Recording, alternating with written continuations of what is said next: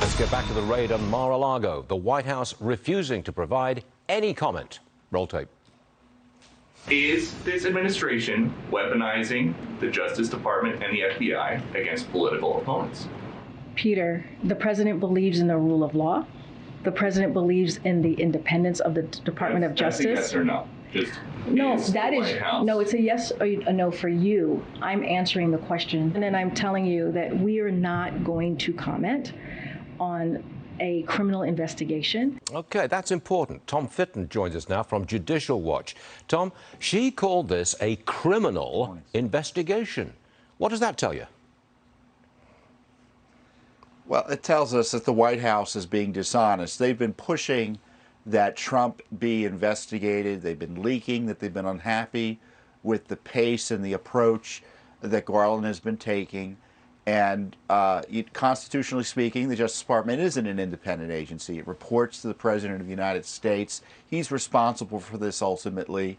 And the idea that there would have been a raid on a former president, his home, with weapons, without the White House being kept apprised is just doesn't sound credible to me. But in the end, the president is responsible for this. If he's okay with his political rivals being targeted over a document dispute, which obviously is a pretext, then the problem isn't just in the Garland Justice Department or the Wray FBI. It's in the Biden White House. This is a Biden administration op, and let's stop pretending that the White House, just because it wasn't technically briefed, whatever term, however they're defining that, did they define briefed or knowing about it the way they're defining recession? Please spare me.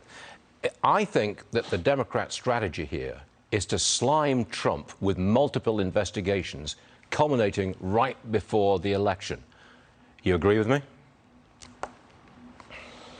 I do. You know, and I know we're asking for the basis for this raid, and we know there are going to be documents, and we know that there's someone at the FBI is going to say this is a serious issue, and the judge rubber stamped it. But it's not about the substance of the raid. It's about the fact that it took place, and there's this process.